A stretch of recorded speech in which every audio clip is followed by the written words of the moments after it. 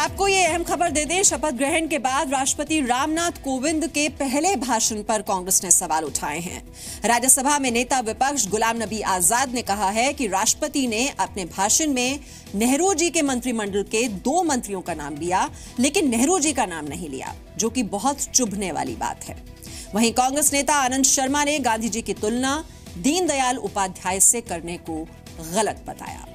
तो ये जो संबोधन हुआ था राष्ट्रपति कोविंद का, उसी को लेकर ये सवाल उठाए गए हैं कांग्रेस की तरफ से।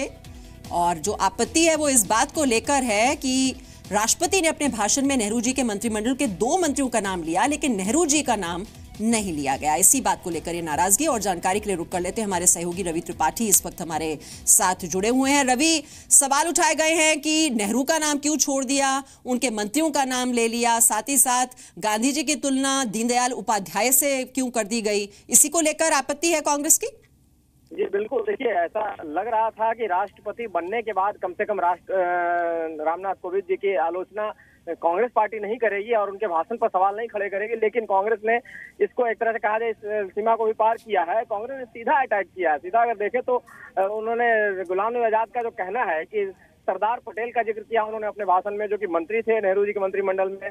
अम्बेडकर का जिक्र किया जो कि उनके मंत्रिमंडल में थे, लेकिन नेहरू का जिक्र नहीं किया, जो कि स्वतंत्रता सेनानी भी थे और भारत के पहले प्रधानमंत्री थे। उनका जिक्र करना चाहिए था और ये नहीं किया। इससे कांग्रेस को चुभने वाली बात है। ये दलगत राजनीति से ऊपर उठकर, ये राष्ट्रपति को एक तरह से कहा जाए नसीहत दी जा रही कि उनको दलगत राजनीति से ऊपर उठकर काम करना चाहिए। और दूसरी तरफ आनंद शर्मा ने तो बाकी हद में पार की। आनंद शर्मा ने तो सीधे दीनदयाल उपाध्याय के ऊपर सवाल खड़ा कर दिया, जो इनको लेकर आज जन्म शताब्दी वर्ष मनाया जा रहा है, 100 साल उनके मनाए जा रहे हैं, सरकार के तमाम कार्यक्रम चल रहे हैं, कि न तो वो स्वतंत्रता सेनानी थे और न ही वो कोई महानायक थे। तो क्यों उनकी इतनी चर्चा की जा रही है और इस पर सीधे सीधे सवाल खड़े करते हुए कि न तो इंदिरा गांधी का नाम लिया गया, न मतलब बेसिकली गांधी परिवार की बात जिस तरह से उठाई गई है, उससे कहीं ना कहीं कांग्रेस घेरे में आएगी। और उसके तुरंत बाद अभी रविशंकर प्रसाद ने ये जवाब दिया आकर। रविशंकर प्रसाद ने बाहर आके ये बोला है, इसका जवाब देते हुए कि कांग्रेस परिवार को ये सोचना चाहिए, समझना चाहिए कि नेहरू जी का नाम हर भाषण में लिया जाए, ये जरूरी नहीं है। क्योंकि देखिए अब तुरंत अरुण जेटली भी इस पर बोलने जा रहे हैं, बयान देने जा रहे हैं, तो कहीं ना कहीं बीजेपी भी इस पर तुरंत काउंटर अटैक करेगी। रविशंकर प्रसाद ने साफ तौर पे कहा है कि सरदार पटेल का जो रोल रहा है देश को जोड़ने में, इसलिए उनका जिक्र किया गया है।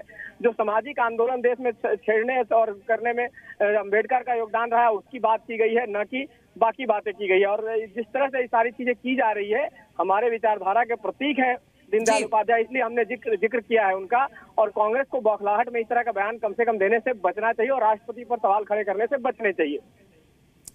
बहुत बहुत शुक्रिया ये अपडेट हमें देने के लिए रवि।